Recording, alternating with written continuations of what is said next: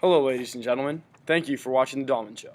Today's feature is focused on the Japan and China island dispute in the East China Sea.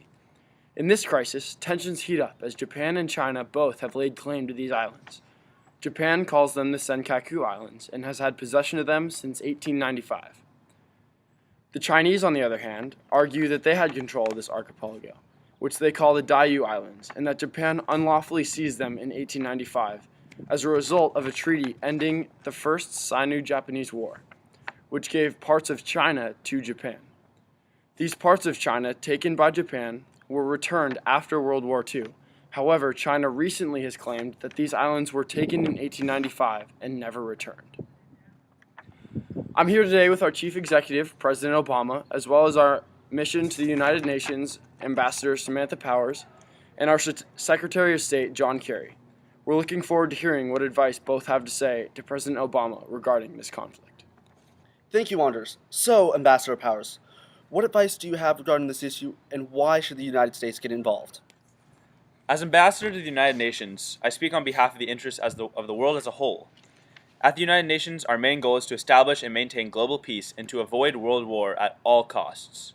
As such, the best option in this crisis, both for the United States and for all the countries across the globe, is to intervene, lower tensions over the crisis, and propose an agreement that satisfies both parties. I would advise President Obama to use his constitutional chief diplomat power to act as a mediator for the issue. As a possible agreement, the United States can propose that half of the islands go to China and half of them go to Japan. As the islands have been reported to contain vast deposits of oil, we can split them up appropriately, giving both Japan and China equal amounts of oil deposits from this archipelago. As Japan is legally in possession of the archipelago and will likely not take too kindly to losing half of their Senkaku Islands, I would recommend the United States offer a monetary compensation for the lost land, as well as an offer to help clean up the 2011 Fukushima nuclear disaster's remains. Although this compensation may prove costly, it is worth it, not only on a global peace-maintaining standpoint by preventing possible nuclear war, but also on an economic standpoint.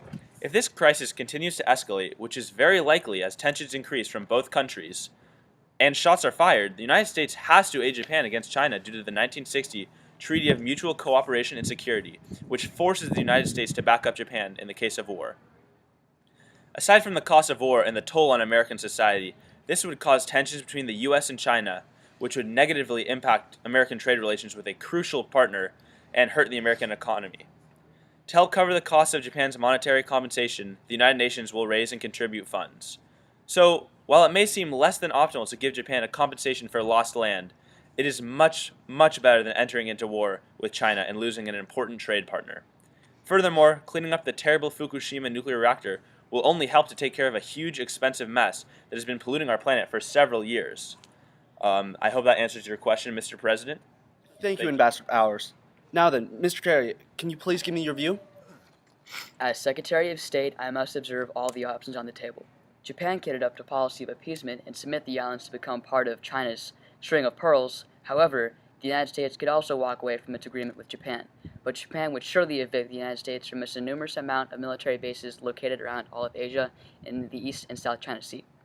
If the President elects this option, the U.S. would lose trust from its key other allies in the area, including India, South Korea, Singapore, Vietnam, and the Philippines.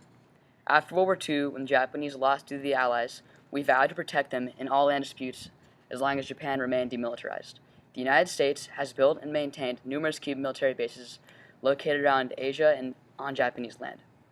Both options contain a strong foothold in the dispute over the Senkaku Islands. The best choice in this scenario is to use diplomatic power to settle an agreement with the Chinese and Japanese people. I cannot recommend that we enter the East China Sea with military power because we just have too many economic and trading connections to China. Thank you, Mr. Kerry. And I also thank you, Ambassador Powers. I appreciate your insight and desire to do what is best for American interests as well as the interests as the world as a whole. I feel that your idea, Ms. Powers, of splitting up the islands and giving Japan a monetary compensation for lost land is a viable option, and the White House will look more into this approach to dealing with this issue. In the meantime, we will keep our military on standby until further notice. And that's all, folks. Thank you for watching this episode of The Dolman Show.